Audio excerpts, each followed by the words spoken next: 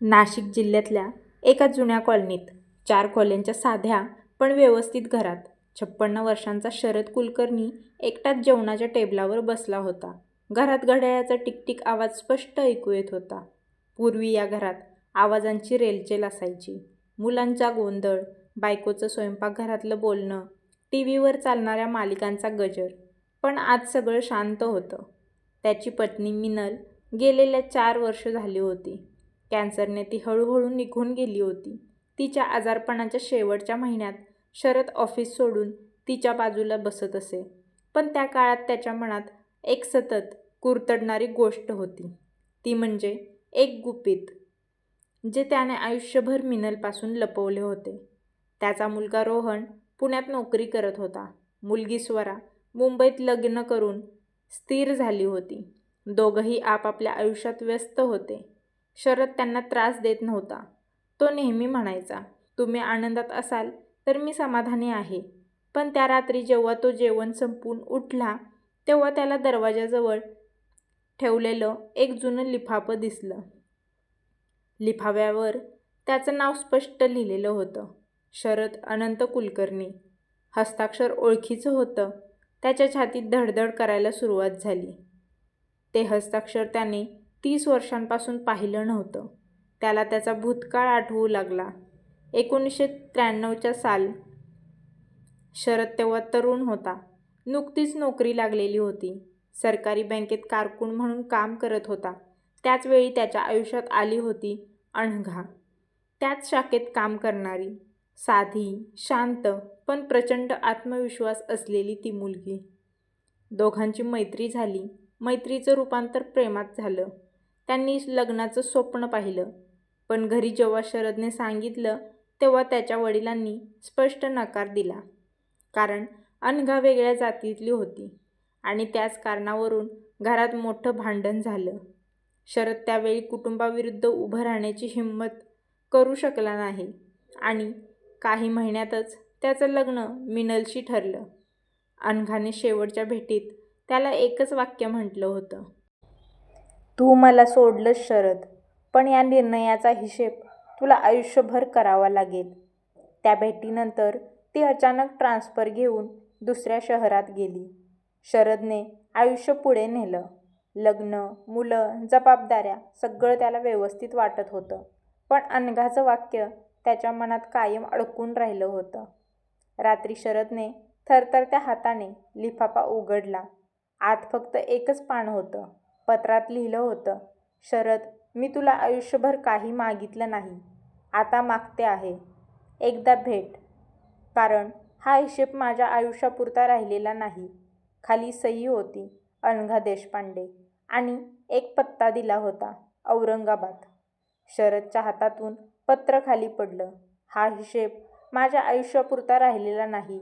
या वाक्याचा अर्थ त्याला समजत नव्हता. पण त्याच्या मनात एक भीती उभी राहिली. जर अनघा फक्त भेटायला बोलवत असेल तर एवढ्या वर्षांनी का? तिने अगोदर कधी का मला भेटण्याचा विचार केला नाही? त्याने त्या रात्री झोपच घेतली नाही. सतत तो विचार करत होता आणि ही गोष्ट तो त्याच्या मुलांनाही सांगू शकत नव्हता. 2 दिवसांनी शरद त्या लिफाफ्यावर दिलेला पत्ता शोधत औरंगाबादला गेला. एक लहानसं घर होतं. दार उघडलं तेव्हा समोर उभी होती एक 28-30 वर्षांची तरुणी. तिने शांतपणे विचारलं, आपण शरद कुलकर्णी? शरदने होकार दिला. ती बाजूला सरकली आणि म्हणाली, आई तुमची वाट पाहत आहे. घरात आतल्या खोलीत बेडवर एक अशक्त कृश स्त्री पडली होती. केस पूर्ण पांढरे झालेले, पण डोळे तेच, अनघाचे. ती हलकसं हसली आणि बोलली, येशील असं वाटलं नव्हतं. शरद काही बोलू शकला नाही. त्याच्या नजरा वारंवार त्या तरुणीकडे जात होत्या, जी बाजूलाच उभी होती, आणि ती तिच्या नजरेने शरदला न्याहाळत होती. अनघाने त्याचा तो प्रश्न ओळखला. ती हळू आवाजातच म्हणाली, ही आर्या, तुझी मुलगी. खोलीत काही क्षण पूर्ण शांतता होती. खिडकीतून येणाऱ्या दुपारच्या प्रकाशात धुळीचे कण तरंगत होते. शरदच्या डोळ्यात आत्मविश्वास, भीती आणि अपराधीपणा एकत्र दिसत होता. त्याने अनघाकडे पाहिले. आवाज काढायला त्याला काही क्षण लागले. तू मला सांगितलं का नाहीस? अनघाने डोळे मिटले. श्वास जड झाला होता, पण तिचा आवाज अजूनही स्पष्ट होता. सांगितलं असतं तर काय केलं असतं शरद? हा प्रश्न थेट होता, सरळ, कोणताही आरोप नाही, पण आत खोल जखम होती. शरद गप्प बसला. अनघाने हळूहळू बोलायला सुरुवात केली. तुझं लग्न ठरलं होतं. तुझ्या घरी माझ्याविरुद्ध वातावरण होतं. त्यावेळी मी तुला सांगितलं असतं की मी गरोदर आहे, तर तू 2 तुकड्यात विभागला गेला असतास. एकीकडे तुझं कुटुंब, दुसरीकडे मी. ती थोडी थांबली. आणि मला तुझं आयुष्य उद्ध्वस्त करायचं नव्हतं. शरदच्या डोळ्यात पाणी आलं. पण हा निर्णय एकटीने कसा घेतलास? शरदने विचारलं. अनघा हलकसं हसली. कारण त्यावेळी तू एकटा नव्हतास, पण मी होते. त्या वाक्याने खोलीतलं वातावरण आणखी जड झालं. आर्या आत्तापर्यंत शांत उभी होती. तिच्या चेहऱ्यावर कोणताही भाव नव्हता. ती पुढे आली. आईने मला लहानपणापासून सांगितलं की माझे वडील जिवंत आहेत, पण त्यांनी आमच्याशी संपर्क ठेवला नाही. शरदचा श्वास अडखळला. तुला माझं नाव माहीत होतं? आर्या शांतपणे म्हणाली. हो, पण आईने एक गोष्ट नेहमी सांगितली. त्यांच्यावर राग ठेवू नकोस. त्यांनी त्यांचा मार्ग निवडला, आपण आपला निवडला. शरदला स्वतःचा चेहरा आरशात पाहिल्यासारखं वाटलं. पण त्यात आदर नव्हता, फक्त अंतर होतं. शरदने पुन्हा विचारलं, मग आता? एवढ्या वर्षांनी का बोलवलं? अनघाने बाजूच्या टेबलवर ठेवलेली फाईल उचलायला आर्याला सांगितली. त्या फाईलमध्ये वैद्यकीय रिपोर्ट्स होते. शेवटचा रिपोर्ट. त्यावर लिहिलं होतं, स्टेज 4 कॅन्सर. डॉक्टरांनी जास्त वेळ दिलेला नाही. अनघा शांतपणे म्हणाली. मी मरते म्हणून तुला बोलवलं नाही. मी जगताना तुला काही मागितलं नाही. पण आर्याचा हक्क तिला न सांगता ठेवणं योग्य नाही असं वाटलं. शरदच्या छातीत जोरात ठोके पडत होते. तू मला कधीच जबाबदारीसाठी बोलवलं नाहीस? त्याने विचारलं. नाही, ती म्हणाली. कारण जबाबदारी भीक मागून मिळत नाही. ती माणूस स्वतः ओळखतो. आर्या खुर्चीत बसली. तिचा आवाज स्थिर होता. मी इथे कोणत्याही पैशासाठी नाही आले. माझं शिक्षण पूर्ण झालंय. मी स्वतः नोकरी करते. मला फक्त एक गोष्ट जाणून घ्यायची होती. तुम्ही खरंच इतके वाईट माणूस आहात का, की परिस्थितीने तुम्हाला तसं बनवलं आहे? हा प्रश्न शरदला आतून हलवून गेला. त्याने पहिल्यांदाच थेट उत्तर दिलं. मी वाईट नव्हतो, पण मी धाडसीही नव्हतो. अनघाने त्याचा हात पुढे केला. शरदने तो हात हातात धरला. तो हात आता थंड आणि अशक्त होता.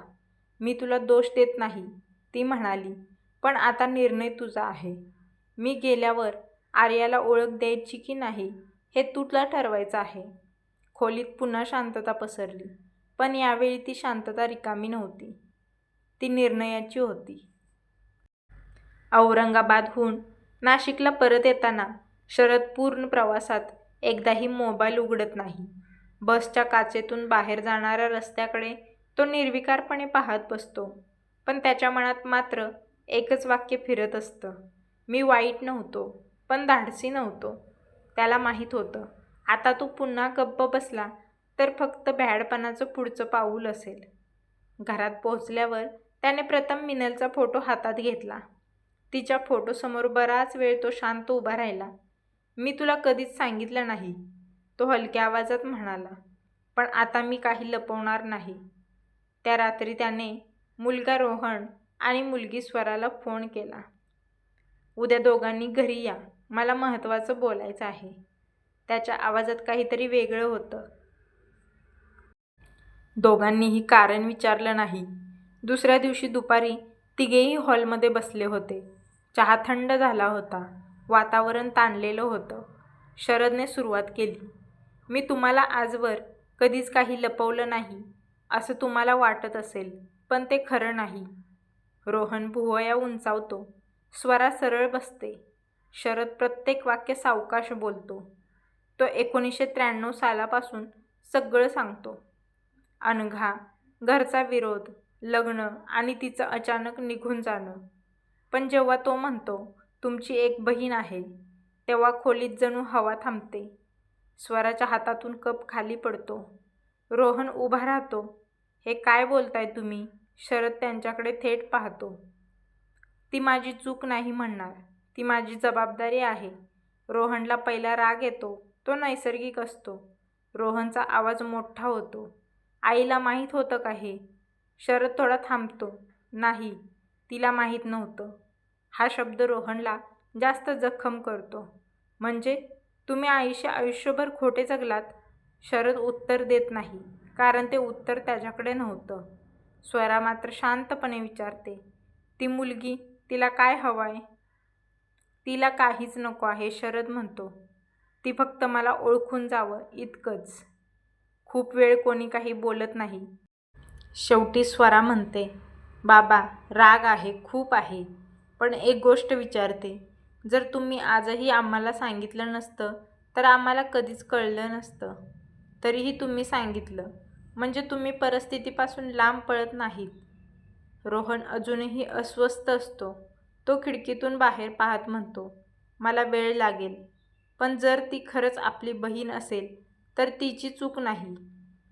शरदच्या डोळ्यात अश्रू येतात, पण तो रडत नाही, कारण त्याला माहीत आहे, ही फक्त सुरुवात आहे. त्या रात्री तो एकटा बसून विचार करतो, आर्याला या घरात आणायचं का?